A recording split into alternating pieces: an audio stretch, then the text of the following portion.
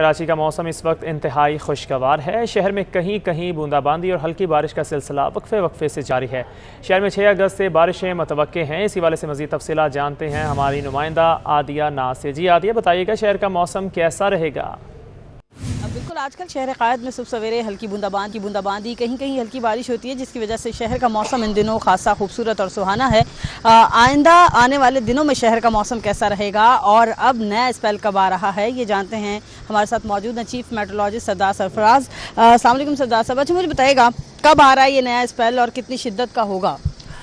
देखिए, नया स्पेल 5 अगस्त से मुतवक्के है। बाकी जो ईस्टर्न सिंध है, हमारे थरपारकर डिस्ट्रिक्ट, उमरकोट डिस्ट्रिक्ट और ऊपर सांगड़ और खैरपुर डिस्ट्रिक्ट जो इंडिया के साथ उनके हिस्से लगते हैं उसमें, और कराची में फिर 6 से लेकर 8 या 9 तक कह लें आप, 6 से लेकर 9 अगस्त तक ये मुतवक्के है। ये मॉडरेट बारिश है जनरली, लेकिन किसी वक्त थोड़ी देर के लिए कुछ तेज़ स्पेल भी हो सकता है। ख़ासकर जो हैदराबाद, ठट्ठा, बदीन, सुजावल और उससे उधर उमरकोट और थरपारकर डिस्ट्रिक्ट में निस्बतन तेज़ स्पेल होगा इसके 5 से लेकर 9 के दरमियान। और कराची में मॉडरेट है जनरली, लेकिन किसी वक्त हो सकता है तेज़ भी हो जाए। इसके बाद का जो स्पेल है एक्चुअली 10 या 11 से जो शुरू होगा, हो सकता है एक आध दिन का गैप आए तो वो तेज़ स्पेल है इसकी निस्बत। तो दोबारा से उसमें हैवी फॉल्स होंगे कराची समेत पूरे सिंध में ही तकरीबन। सर बिल्कुल, अभी बताया जा रहा है कि स्पेल आ रहा है जो सिंध के मशरक़ी सिंध में जो एंटर होगा वो तकरीबन 5 से लेकर 9 तारीख तक बारिशें बरसाने का सबब बन सकता है। और कराची में 6 से 8 या 9 अगस्त तक जो है वो बारिशें हो सकती है। दरमियाने दर्जे की बारिशें, हल्की बारिशें, कहीं कहीं कभी चांसेस हैं कि तेज़ बारिश भी हो सकती है। तमाम आने वाला स्पेल बताया जा रहा है कि मुमकिन तौर पर बारिश लाने वाला है। बहुत शुक्रिया आदिया इस तफसील का। दूसरी जानिब कमिश्नर कराची ने साहली मकामात पर दफ़ा 144 नाफिज कर दी है। दफ़ा 144 का नफाज कराची के तमाम साहली मकामात समेत हब नहर पर होगा। समंदर में बुलंद लहरों और बारिशों के बायस पाबंदी लगाई गई है। समंदर में नहाने, गोताखोरी, तैराकी और कश्ती रानी पर पाबंदी होगी। इसी पर बात करेंगे हमारे नुमाइंदे समर अब्बास से। जी समर, आगाह कीजिएगा। हाँ जी बिल्कुल, देखिए कमिश्नर कराची इकबाल अहमद ने नोटिफिकेशन जारी किया है और दफ़ा 144 नाफिज कर दी है कराची के तमाम साहिली मुकामात समेत हब नहर पर। जबकि इस हवाले से कमिश्नर कराची का कहना है कि समंदर में नहाने, गोताखोरी, तैराकी और कश्ती रानी पर मुकम्मल पाबंदी होगी और खिलाफ वर्जी करने वालों के खिलाफ जो है पुलिस कार्रवाई करेगी। जबकि इस पाबंदी का इतलाक कराची की हदूद में 17 अगस्त तक होगा। जी बहुत शुक्रिया समर, आप हमें तफसीलात से आगाह कर रहे थे। शहर कैद की अहम शाहराह यूनिवर्सिटी रोड ताहाल बदतरीन टूट फूट का शिकार है। शहरियों का इस मसरूफ़ तरीन शाहराह पर सफ़र करना बड़ा इम्तिहान बन गया है। यूनिवर्सिटी रोड पर कहीं गड्ढे तो कहीं सीवरेज का पानी जमा है। हसन स्क्वायर से जेल चौरंगी का सफ़र शहरियों के लिए बड़ा चैलेंज बन गया है। सीवरेज का पानी शामिल होने पर मिट्टी गारे में तब्दील हो गई है। सिर्फ मोटरसाइकिल सवारी ही नहीं बल्कि गाड़ियों पर सफ़र करने वाले मुतादिद शहरी भी फुटपाथ पर सफ़र कर रहे हैं, जबकि सड़क के दरमियान खुले मेन होल्स मोटरसाइकिल सवार शहरियों के लिए बड़ा ख़तरा बन चुके हैं। आगे बढ़े आपको बताएं, शहर में मच्छर मक्खियों की बहुतात। रोज़ाना सैकड़ों बच्चे डायरिया समेत पेट के मुख्तलिफ मर्ज का शिकार हैं। सफाई का ख्याल ना रखे जाने से डायरिया और कोलरा का मर्ज शिद्दत इख्तियार कर सकता है। सिंध गवर्नमेंट कोरंगी अस्पताल में रोज़ाना डायरिया के 30 से 40 मरीज रिपोर्ट हो रहे हैं। इसी पर बात करेंगे हमारे नुमाइंदे इरफान अब्बासी से। जी इरफान, तफसीलात से आगाह कीजिएगा। जी बिल्कुल, बारिशों के दौरान आपको ज़्यादा से ज़्यादा एहतियात से काम लेना है, क्योंकि 2 तिब्बी माहिरीन है वो बता रहे हैं कि मच्छर और मक्खियों की जो अफजाइश हुई है उसके बायस मुख्तलिफ़ जगहों पे, खाने पीने की जगहों पे जब ये मक्खियाँ मच्छर बैठते हैं, उसके बाद फिर वो बच्चे अगर उन चीज़ों को इस्तेमाल करते हैं खाने पीने की, तो फिर जो अमराज हैं वो मज़ीद तेज़ी से फैल सकते हैं। जबकि तिब्बी माहिरीन का ये भी कहना है कि डायरिया और जो पेट की दीगर बीमारियाँ उनके अंदर इजाफा हो गया। मेरे साथ डॉक्टर अस्मा एजाज़ मौजूद हैं, इनसे बात करेंगे। मैडम बताइएगा इस वक्त क्या सूरत हाल है बच्चों की बीमारी के हवाले से और बारिशों में लोग क्या एहतियात कर सकते हैं? जी हाँ, यकीनन बारिशों की वजह से हमारे यहाँ बीमारियाँ फैल रही हैं हर साल जिस तरह होता है, क्योंकि आपको पता है वैसे ही हमारा पानी का सिस्टम ऐसा है और इस दौरान जो है वो और मिक्सिंग होती है पानी की और गंदा पानी आता है, जिसकी वजह से दस्त और हैज़ा, उल्टियाँ, इन बीमारियों में इजाफा हो जाता है। उसके साथ साथ फिर इतनी गंदगी हुई है उसमें, मक्खियाँ मच्छर सब अफजाइश पा रहे हैं, उसकी वजह से भी जो है पेट की बीमारियाँ भी बढ़ती हैं। मज़ीद बीमारियाँ जैसे मलेरिया, डेंगू है, ये भी बढ़ता है। तो इसका सबसे इस वक्त बहुत ज़रूरी है कि माँ बाप अपने बच्चों की सेहत के लिए सफाई सुथराई का ख्याल बहुत ज़्यादा रखें, नॉर्मल से भी ज़्यादा। क्योंकि हम तो वैसे भी कहते हैं कि पानी उबला हुआ पिएं, आप पानी भी उबाल के पिलाएं, बच्चों को साबुन से हाथ धोने की आदत डालें, ख़ास तौर पे जब वो खेल के आएँ, खाना खाने बैठें या बाथरूम से निकलें, ख़ास तौर पे इस मौके पर उनको अच्छी तरह साबुन से हाथ धोने की आदत डालें। माएँ ख़ुद भी साबुन से हाथ धो के हर काम करें, खाना बनाना, खिलाना, सब कुछ। अभी इस दौरान जो है वो डायरिया और कॉलरा, वो बदकिस्मती से अभी हमें जो है हैज़ा, जो कॉलरा है बीमारी, जिसमें बच्चा बहुत तेज़ी से जिस्म से उसके पानी और नमकियात ज़ाया होते हैं और इवन ये कि डेथ्स भी हो रही हैं बच्चों की। इतने शदीद इस हाल होते हैं कि बच्चा डिहाइड्रेशन में तेज़ी से जाता है और डेथ के इम्कानात होते हैं। ठीक है, डॉक्टर साहब का कहना है कि मरने के इम्कानात बढ़ जाते हैं अगर सफाई का ख्याल रख लिया जाए, और जिस तरीके से तिब्बी माहिरीन कह रहे हैं कि मुख्तलिफ अमराज बढ़ चुके हैं बारिशों के फ़ौरन बाद, अगर एहतियात करेंगे तो। जी बहुत शुक्रिया इरफान, आप हमें तफसीलात से आगाह कर रहे थे। गरीब शहरियों के लिए एक और परेशानी की खबर आ गई है। फ्लोर मिल्स ने आटे की कीमतों में इजाफा कर दिया है। आटा कितना महंगा हुआ है ये जानते हैं अपने नुमाइंदे वसीम इफ्तिखार से। जी वसीम बताइएगा। जी बिल्कुल, गंदम की ज़िलाबंदी ख़त्म नहीं हो सकी है, जिसकी वजह से आटे की कीमतें में हम मुसलसल इजाफा देख रहे हैं। बिल्कुल अगर फ्लोर मिल्स के आटे की बात करें तो फ्लोर मिल्स में 2.5 नंबर का आटा भी महंगा हो चुका है, फ़ाइन आटा भी महंगा हो चुका है। फ़ाइन आटा फ़ी किलो जो कि पहले के 100 रुपये था, अब वो 10 रुपये इजाफे से फ़ी किलो 110 रुपये हो गया। और इसी तरीके से जो 2.5 नंबर का आटा है वो भी जो पहले 10 रुपये की कमी से 90 रुपये फ़ी किलो मिलता था, वो अब शहर के मुख्तलिफ इलाकों में 100 रुपये फ़ी किलो पर पहुँच गया। और इसी तरीके से बात करें अगर हम 2.5 नंबर आटे के 10 किलो के थैले की, तो वो उसकी कीमतों में भी इजाफा हुआ है। 10 किलो का आटे का जो थैला है वो तकरीबन 900 रुपये से बढ़ के जो है वो 150 रुपये पे पहुंच गया। और इसी तरीके से बात करें अगर हम फ़ाइन आटे की, उसका 10 किलो का थैला भी महंगा हो चुका है। बुनियादी तौर पर वजह ये बताई जा रही है कि ताहाल जो है वो हुकूमत की जानिब से जो गंदम की ज़िलाबंदी है वो बदस्तूर बरकरार है, और इस वजह से जो है वो फ्लोर मिल्स जो है वो सरगर्म हो गए और उन्होंने जो है वो आटे की मनमानी कीमतें मुकर्रर कर दी गई हैं। कोई भी चेक एंड बैलेंस नहीं है। ज़िले इंतज़ामिया सरकारी कीमतों पर अमल दरामद कराने के हवाले से मुतालिक नज़र नहीं आती। इसकी वजह से शहर के मुख्तलिफ इलाकों में इस वक्त मनमानी कीमतों पर। बहुत शुक्रिया वसीम इस तफसील का। खबर शामिल कर और आपको बताएं कि शहर में लोड शेडिंग की अब तक सूरत हाल। रिहायशी इलाकों के साथ बाजार और मार्केटों में भी तवील लोड शेडिंग जारी है। हमारे नुमाइंदे हबीब खान इस वक्त लियाकताबाद फर्नीचर मार्केट में मौजूद हैं। वहाँ लोड शेडिंग की क्या सूरत हाल है उनसे मजीद जानते हैं। जी हबीब बताइएगा। बिल्कुल, देखिए शहर में इस वक्त लोड शेडिंग की अबतर सूरत हाल का सामना है। रिहायशी इलाकों के साथ साथ शहर के जो मार्केट प्लेसेस हैं वहाँ पर भी लोड शेडिंग का दौरानिया जो है वो बढ़ा दिया गया है। इस वक्त हम कराची की लियाकताबाद फर्नीचर मार्केट में मौजूद है और यहाँ पर भी यही बताया जा रहा है कि दिन में कारोबार के औकात में भी जो है वो बिजली की जो बंदिश का सिलसिला है वो इस वक्त जारी है। इस वक्त भी हम यहाँ मौजूद हैं और बताया जा रहा है सुबह जो है वो 10 बजे से लाइट यहाँ पर गई हुई है। इस वक्त भी मार्केट में तमाम तरह जो कारोबारी सरगर्मियाँ हैं वो लाइट न होने की वजह से मुतासिर है। और यही दुकानदारों से जब हमने बात की तो उनका कहना है कि बिल के इलेक्ट्रिक की जानिब से पूरे भेजे जा रहे हैं, लेकिन बिजली की जो फरहमी है वो उसके हवाले से कोई इकदाम नहीं किए जा रहे हैं। इस वक्त जो मुतालिका इलाके के हवाले से बात करें तो लियाकताबाद फर्नीचर मार्केट के साथ पीछे रिहायशी इलाका भी है जहाँ पर इसी किस्म की सूरत हाल का सामना है। बताया जा रहा है कि रात के औकात में भी यहाँ पर बिजली बंद की जाती है और सुबह सवेरे 6 और 5:30 बजे भी जो है वो लाइट बंद की जाती है। तो दिन में 3-3 घंटे की जो है वो 4 दफ़ा लोड शेडिंग इस इलाके में की जा रही है। लेकिन जो शहरी हैं, जो इलाका मकीन है, उनका यही कहना है कि इलेक्ट्रिक हुकाम कहीं नहीं दिखाई दे रहे, बिल पूरे भेजे जा रहे हैं। बाकायदा तौर पर जो बिल आ रहे हैं यहाँ पर और जो जिनकी जानिब से बिल सिर्फ इस वजह से नहीं अदा किए जा रहे हैं कि इस वक्त परेशानियों का सामना है, तो उनकी बिजली काटने के लिए तो के इलेक्ट्रिक वाले फ़ौरन आ जाते हैं, लेकिन बिजली की फरहमी के लिए जब शिकायत की जाती है, बिजली बहाल करने के लिए जब शिकायत की जाती है तो उस हवाले से कोई इकदाम जो है वो नहीं किए जाते। शहरियों का सिर्फ यही मुतालबा है कि हुकूमत पाकिस्तान खासतौर पर जो फेडरल गवर्नमेंट है वो इस मामले में इंटरवीन करे और के इलेक्ट्रिक को। शुक्रिया हबीब इस तफसीलात का। शहर में गैस का संगीन बहरान थम नहीं सका, घरेलू और कमर्शियल की मुश्किलात में कमी ना आ सकी। मुख्तलिफ इलाकों में रात गए गैस बंदिश की शिकायत बरकरार हैं।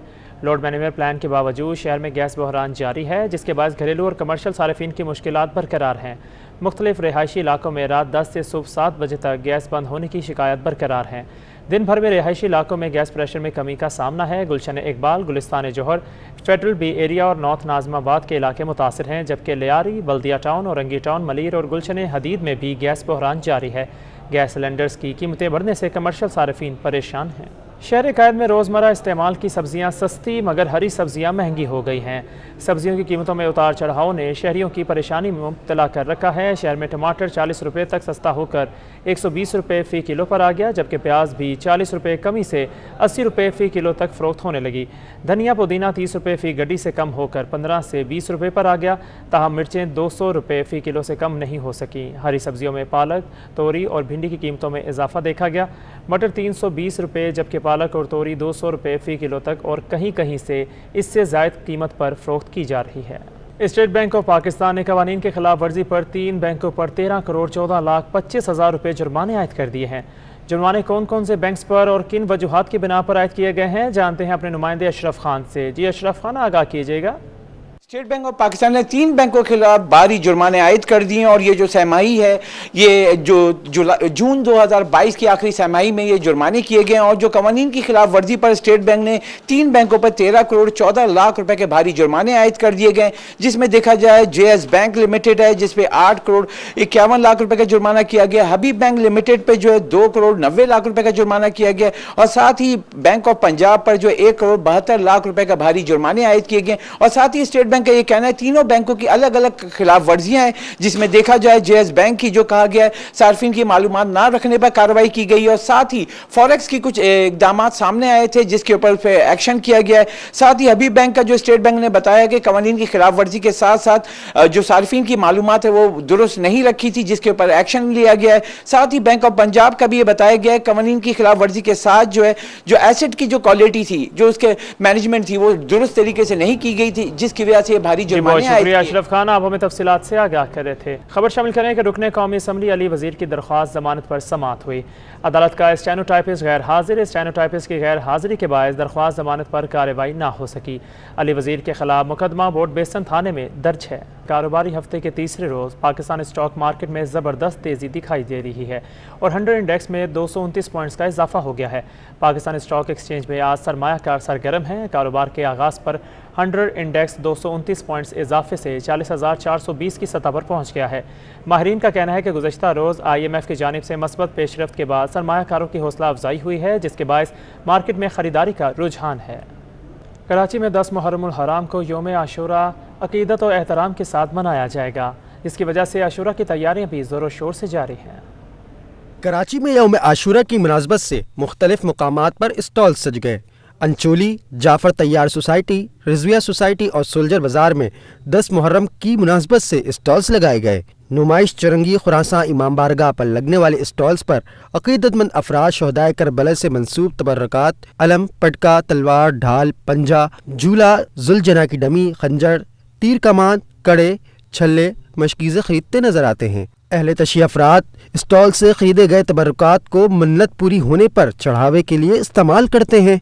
हमें यहाँ पे अंगूठियाँ होती हैं, कड़े वगैरह है, वो खरीदे, मन्नत मांगते हैं बच्चे, इंशाअल्लाह अल्लाह के हुक्म से वो पूरा हो जाती है। उसकी वजह से हम लोग यहाँ पे इसलिए शहजादे अली असगर से कि इनकी औलाद हो जाए और हम मन्नत चढ़ाएंगे तो लोग यहाँ से झूले लेते हैं। मौला अब्बास के अलम की मन्नत मानते हैं कि हमारे बिगड़े हुए काम पूरे हो जाएं। शहर में इमाम बारगाहों के करीब दुकानों पर छोटे छोटे लकड़ी, लोहे और पीतल के ताबूत मिलते हैं जो अहले तशी अफराद मन्नत के लिए चढ़ाते हैं और मन्नत पूरी होने के बाद ये ताबूत इमाम बारगाह या मजलिस वाले घर में रख दिए जाते हैं। कैमरामैन अब्दुल वाहिद खान के हमरा शाजिब हुसैन, सिटी 21। अब आपको अपडेट करें डॉलर के हवाले से कि इंटरबैंक में डॉलर 7 रुपये 38 पैसे सस्ता हो गया है। एक ही दिन में डॉलर 238 रुपये से गिरकर 232 की सतह भी तोड़ दी। इंटरबैंक में डॉलर 231 रुपये की सतह तक गिर गया है। आपको अपडेट कर रहे हैं, इंटरबैंक में डॉलर 7 रुपये 38 पैसे मजीद सस्ता हो गया। एक ही दिन में डॉलर 238 रुपये से गिरकर 232 पर आ गया। इंटरबैंक में डॉलर 231 रुपये की सतह तक पहुँच चुका है। आपको अपडेट कर रहे हैं डॉलर के हवाले से कि इंटरबैंक में डॉलर 7 रुपये 38 पैसे सस्ता हो गया है। एक ही दिन में डॉलर 238 रुपये से गिरकर 232 की सतह भी तोड़ गया। इंटरबैंक में डॉलर 231 रुपये की सतह पर पहुंच चुका है। आपको अपडेट कर रहे हैं डॉलर के उतार चढ़ाव के हवाले से कि इंटरबैंक में डॉलर 7 रुपये 38 पैसे सस्ता हो गया है। एक ही दिन में डॉलर 238 रुपये से गिरकर 232 की सतह भी तोड़ गया। इंटरबैंक में डॉलर 231 रुपये की सतह तक गिर गया है। आपको अपडेट कर रहे हैं डॉलर की कदर में नुमाया कमी देखी गई है। गुज़िश्ता रोज़ इंटरनेट में डॉलर 238 रुपये 38 पैसे पर बंद हुआ था। 3 रोज़ में अमेरिकी डॉलर 8 रुपये 37 पैसे सस्ता हो चुका है। इसी वाले से मज़ीद तफसीलात जानते हैं हमारे नुमाइंदे अशरफ खान से। जी अशरफ खान, आगाह कीजिएगा। जी, इंटरबैंक में देखा जाए रुपए की कदर में नुमाया बेहतरी हुई और डॉलर एक ही दिन में 7.38 सस्ता हो चुका है। एक ही दिन में डॉलर जो 238 रुपए की अहम सतह से गिरकर 231 रुपए की सतह तक गिर गया। इस वक्त इंटरबैंक में डॉलर जो है 231 रुपए तक जो है ट्रेड कर रहा है। गुज़िश्ता रोज इंटरबैंक में डॉलर 238 पे ट्रेड हुआ था और यहाँ पे 3 रोज में बात की जाए तो अब तक अमरीकी डॉलर 8.37 सस्ता हो चुका है। माशी माहिरीन का कहना है कि अहम माशी अदद-ओ-शुमार जिसमें तिजारती खसारे में 43% की कमी हुई है वो वजह बनाए कि रुपए पर प्रेशर कम हुआ है। साथ ही दरामदाद में भी नुमाया कमी हुई है जिसकी वजह से रुपए की कदर में बेहतरी देखी जाती। जी बहुत शुक्रिया अशरफ खान, आप हमें तफसीलात से आगाह कर रहे थे, डॉलर की अपडेट दे रहे थे। आगे बढ़े और आपको बताएं international hockey player Mohammad Ali Khan का कहना है कि कॉमनवेल्थ गेम्स हॉकी मुकाबलों में न्यूजीलैंड के खिलाफ पाकिस्तान की कारकर्दगी मायूस कुन रही है। आज स्कॉटलैंड के खिलाफ फतह के लिए बेहतरीन कॉम्बिनेशन से खेलना होगा। सिटी 21 से खुसूसी गुफ्तगू करते हुए मोहम्मद अली ने मजीद क्या कहा, आइए आपको भी दिखाते हैं। जी नाज़रीन, जैसा कि आपको मालूम है कि कॉमनवेल्थ गेम्स में पाकिस्तान टीम इन दिनों बर्मिंघम में एक हॉकी टीम खेल रही है, लेकिन कुछ मुश्किलात का भी उसे सामना है कि एक मैच में पाकिस्तान टीम को न्यूजीलैंड से शिकस्त हुई और एक मैच बमुश्किल जीत पाई साउथ अफ्रीका के खिलाफ। हमारे पास इस वक्त मौजूद हैं मोहम्मद अली ख़ान जो पाकिस्तान हॉकी टीम की जानिब से 8 साल कैरियर में 150 के करीब मैचों में नुमाइंदगी कर चुके हैं। हम इनसे जानेंगे, बात करेंगे कि अब कहाँ स्टैंड करेगी पाकिस्तान टीम और आगे पाकिस्तान टीम की स्ट्रेटेजी क्या होनी चाहिए। अली भाई, क्या देख रहे हैं पाकिस्तान टीम का इस टूर्नामेंट में स्टैंडर्ड? जी जावेद भाई, मैं समझता हूँ कि कॉमनवेल्थ में पाकिस्तान की जो फर्स्ट मैच की जो परफॉर्मेंस थी साउथ अफ्रीका के खिलाफ काफ़ी बेहतर थी। अगर ये मिसिंग का फुकदान नहीं होता तो मैं समझता कि ये विन द मैच करते। और दूसरा ये कि जो न्यूजीलैंड से इन्होंने मैच खेला है, आई होप कि इन्होंने अपनी गलतियों पे काम किया होगा और नेक्स्ट इनका मैच है आइलैंड से, तो मैं समझता हूँ कि आइलैंड को इनको पकड़ना चाहिए। और देखें टीम अभी जो गई है, मैं समझता हूँ कि इस पर ज़्यादातर जूनियर लड़के हैं, जूनियर वर्ल्ड कप के लड़के हैं, कुछ 2-3 लड़के प्लेयर सीनियर हैं। तो मैं समझता हूँ कि प्लेयर्स को ज़्यादा से ज़्यादा मैचेस अगर खिलाएंगे, एक्सपीरियंस देंगे, तो मैं समझता हूँ कि और टीम हमारी अगर लड़के इसी मेहनत से खेलते रहें तो वो वक्त कम नहीं है जो पाकिस्तान अपना खोया वक्त दोबारा लेके नहीं आ सके। कौमी खेल को सौतेली माँ की तरह आप रखे जाएंगे, इंसेंटिव नहीं देंगे, डिपार्टमेंट्स में उनको नौकरी नहीं देंगे, तो बच्चा कहाँ खेलेगा। फिर आप इतना बड़ा टूर्नामेंट्स खेलने जा रहे हैं, ये तो आप सोचें ना। तो ये सब ज़रूरी है, ये सारे जो लवाजमात हैं वो हुकूमत को पूरे करने पड़ेंगे, तरजीह देना पड़ेगा खेलों को, खासकर कौमी खेल को, तभी इस खेल में हम खोया अपना मुकाम दोबारा हासिल कर सकते हैं। बहुत शुक्रिया जावेद। नौजवान क्रिकेटर्स का कहना है कि अंडर 19 क्रिकेट से बहुत कुछ सीखने को मिलता है। 3 रोज़ा क्रिकेट टेस्ट क्रिकेट खेलने बेहतरीन साबित होती है। इसी पर बात करेंगे हमारे नुमाइंदे महमूद रियाज से। जी महमूद, आगाह कीजिएगा। पाकिस्तान अंडर 19 के जो टूर्नामेंट है वो कराची के अंदर हो रहा है और अंडर 19 एक ऐसी एज होती है कि बच्चे अच्छी क्रिकेट खेल रहे होते हैं और बड़ी क्रिकेट के ख्वाब जो है वो उनकी आंखों में होते हैं। इस वक्त हमारे साथ नॉर्दर्न के 2 क्रिकेटर हैं, एक तो सुदेश और दूसरे उस्मान खान। सुदेश, आप बॉलिंग करते हैं, क्या करते हैं? मैं जी बैटिंग ऑलराउंडर हूँ, दोनों तो करता हूँ। ज़्यादा मेन जो मेरा रोल है वो मैं बैटिंग ऑलराउंडर हूँ। बैटिंग तो वो नवाज वगैरह इस टाइप के? जी बिल्कुल। अच्छा, किसको आइडियल करते हैं और इस टूर्नामेंट को कैसे देखते हैं? मेरा आइडियल जो है, वैसे तो मैं आइडियल जो मानता हूँ वो मेरा इमरान खान है, ऑल टाइम फेवरेट है मेरा। और ये टूर्नामेंट जो हमारा हो रहा है माशाल्लाह बहुत ज़बरदस्त टूर्नामेंट है। ये हमारे लिए इतना ज़बरदस्त प्लेटफॉर्म इन्होंने इस साल दिया है। इतने ज़बरदस्त कोचेज़ आए हैं, सारे हमारे फर्स्ट क्लास के कोचेज़ हैं जो नीचे आए हैं हमारी बेस स्ट्रॉन्ग करने के लिए, जिससे हमारा फ्यूचर, पाकिस्तान का फ्यूचर सारा इंशाल्लाह सिक्योर होगा और बड़ा मज़ा आ रहा है हमें माशाल्लाह। उस्मान, आप तो क्या फास्ट बॉलिंग करते हैं? जी मैं फास्ट बॉलर हूँ। उस्मान खान शिनवारी? हाँ जी बिल्कुल, उस्मान खान शिनवारी की तरह। अच्छा, फास्ट बॉलिंग के अंदर तो बड़े बड़े नाम हैं पाकिस्तान में, अब जिस तरीके से आ रहे हैं, खेल रहे हैं, तो आप अभी से किस टेक्निक पे काम कर रहे हैं, किसको जहन में लेके चलते हैं, किसको फॉलो करते हैं? मैं तो आजकल जो चल रहा है शहनशाह अफरीदी, उनको ज़्यादा फॉलो कर रहा हूँ, साथ में उसके साथ हसन अली। ये 2 चमकते हुए सितारे हैं जो आज यकीनन अंडर 19 से खेल रहे हैं। ये अंडर 19 पाकिस्तान को रिप्रेजेंट करेंगे, फिर वर्ल्ड कप खेलेंगे और उसके बाद इन्हीं में से जो है वो पाकिस्तान टीम के अंदर जो है वो दस्तक देंगे और आलमी। बहुत शुक्रिया महमूद रियाज इस तफसील का।